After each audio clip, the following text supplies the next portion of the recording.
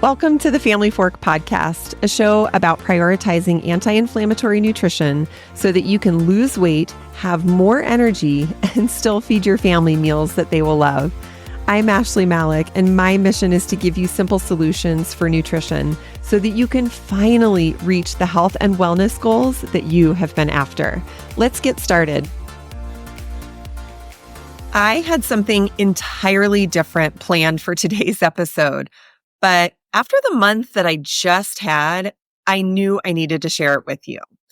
Now, coming up in the next couple of episodes, we're going to talk all about goal planning, both the strategy and the mindset needed to hit your health and wellness goals, especially in perimenopause.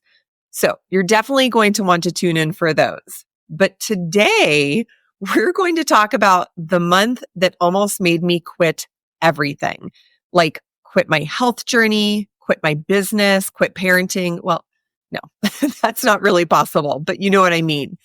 Have you ever had one of those weeks or months where it just feels like chaos is coming at you from every angle? Like everything is going wrong and you can't get things to slow down or, quote, get normal. And life threatens to derail every single thing that you're trying to do. Yep, that was the last month for me. And I know that you have had months like this too. I want to give you some context as to why last month was so difficult for me. But more importantly, I want to talk about why stressful periods of life like this threaten to derail everything that we have going on in our lives. And we're going to talk about what you do about it so that you can give yourself grace in that stress and then move beyond it. And I promise it's a lot more than a few entries in your gratitude journal or faking it till you make it. Because honestly, that kind of stuff just doesn't usually work. You might be wondering what all of this has to do with family and food, which is what the Family Fork focuses on, right? Think about it. When things are stressful in your life, are you actually prioritizing healthy nutrition? Are you moving your body or scheduling time to work out? Or are you just holding on for dear life until things kind of return to normal, whatever that is? As moms, we all know that we carry this huge invisible load. Things like meal planning, school projects, after school activities, when to schedule doctor and dentist appointments, and what gift to bring to a friend's party. We call it an invisible load because honestly, it's the 10 trillion things that float around in our head each day that we just remember or that we automatically take care of. We don't really write any of this stuff down. It's just invisible. And yet we get it all done. And half the time, our family isn't even aware of all of this stuff that we manage. So imagine your usual daily invisible load, a full work schedule, plus some other challenging things thrown in for fun. Yes, I'm rolling my eyes. And you can imagine how it's enough to make any strong woman just throw up her hands and quit. For me last month, here's what the chaos looked like. I was solo parenting for the majority of the month with a puppy and an almost 6-year-old at home. We had 4.5 snow days, which meant no school. And Soraya was also sick for 3 more days, which meant 3 more days out of school. I had my own 3-day head cold that came with a relentless headache. I had 2 scary episodes in the middle of the night that actually felt like heart attacks. And one of them even required a trip to the urgent care. Everything's fine, but apparently my thyroid medicine was suddenly too much for me in perimenopause. So, of course, that's just one more thing for me to start figuring out. I helped my parents with a house painting and roofing project. And with my dad's Alzheimer's, this really required a ton of effort and patience. I missed a few self-imposed benchmarks in my business. And to be honest, that felt really frustrating. We had 3 days of the family being completely wiped out by norovirus, which meant we didn't put up our Christmas tree or bake cookies, and we had to sell our tickets to the Nutcracker Ballet. And then this morning, I woke up with 2 really strange bumps between my calf and my shin. I have no idea if they are blood clots or something else, but really they just piled on top of an already challenging month. Now, to be clear, I am not sharing any of this to complain, but I want to help you see that as moms, our lives are full, like super full. So when things start to go wrong, it can feel like it's all too much. And really, it is just no wonder why we want to literally throw up our hands and just quit. Now, anyone could look back at this month that I had and say, oh, wow, that was a lot. Good thing it's over. Or some people have actually said to me, well, at least you have, X, Y, and Z going for you. Look, I appreciate gratitudes and all, but with as overwhelmed and frustrated as I've been feeling, trying to look at the bright side just hasn't really been working. Instead, my brain has been going back to this story that it often plays over and over and over again. This story sounds like this. Nothing ever works out for me, no matter how hard I try. Do you have a story that plays on repeat? Maybe yours sounds like that, or maybe you hear yourself saying, my life would be better if I could just learn to be consistent and stick with things. Or, oh my God, what's wrong with me? I know exactly what I'm supposed to do, but I never do it. Really, I want you to spend some time thinking about this. What is a story that your brain tells you all the time, regardless of the situation?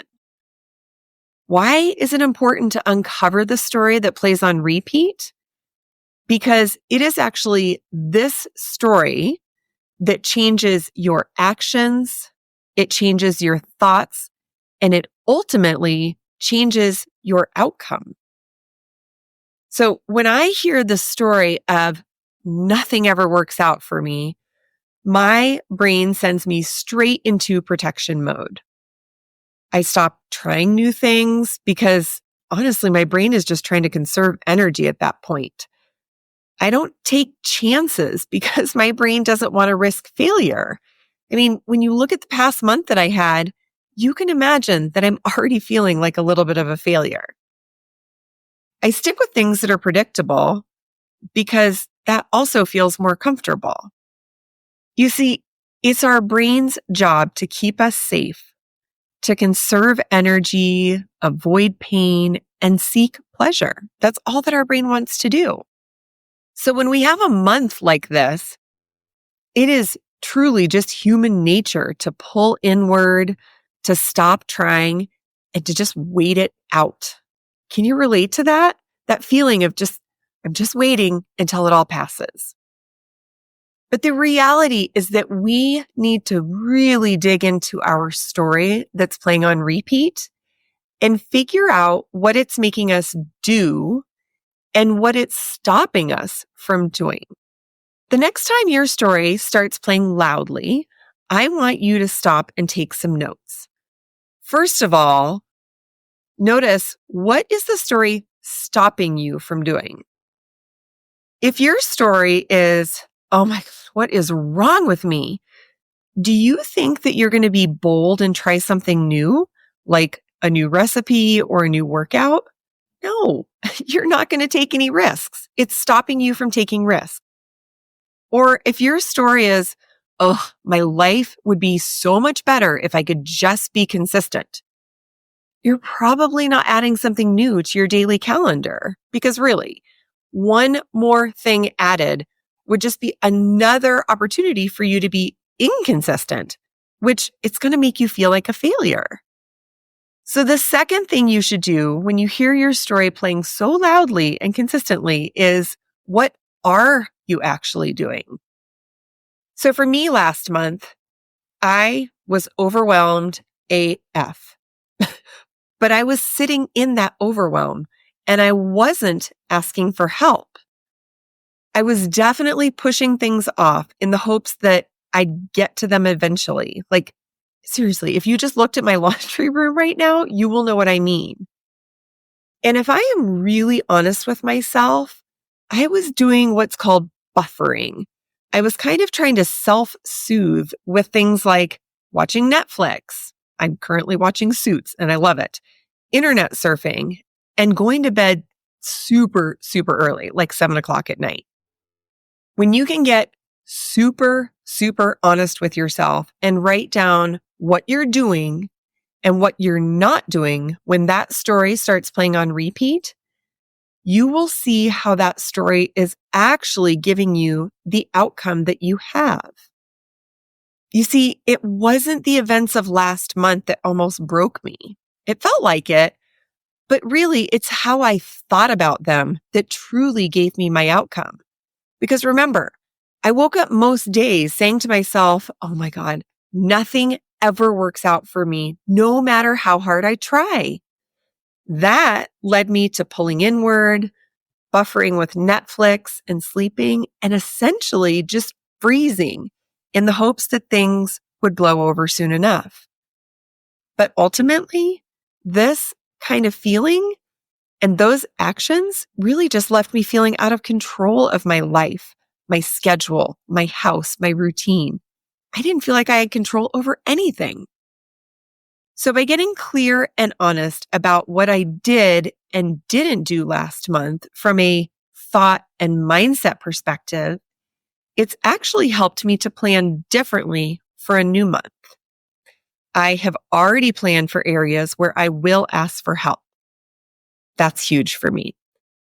I removed some of the things from my business calendar so that I could anticipate setbacks and delays, and so I could feel more on top of everything else. I set some doctor's appointments to tackle these really strange and sudden health issues, and I have already tasked my family with helping out more to get the decorating and baking underway. These are much more constructive uses of my energy than constantly believing that nothing ever works out for me, no matter how hard I try. Hopefully, you can see that this is why that idea of fake it till you make it, or, oh, just write down your gratitudes, it never really gets you out of freeze mode when you are in the thick of chaos. You have to make yourself more aware of the one or two stories that you hear constantly. And then you have to get really, really honest with what you end up doing and not doing as that story plays on repeat.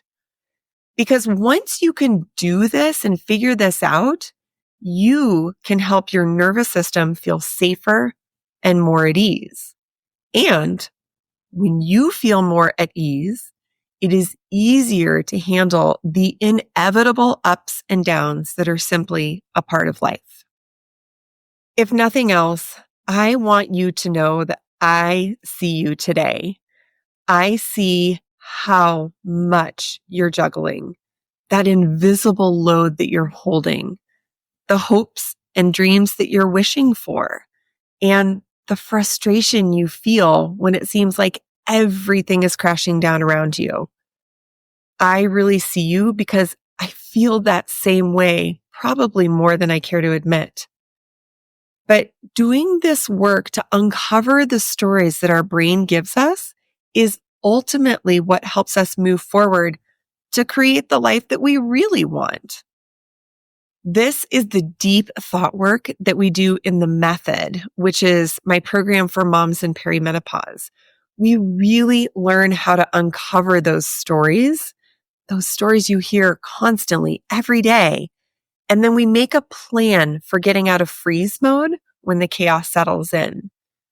Looking at your life in this unique way truly changes everything. If you want to learn more about the method and how it's ready to help you, you can check out the link in the show notes. Last month was challenging beyond belief, and maybe you were in the thick of it with me.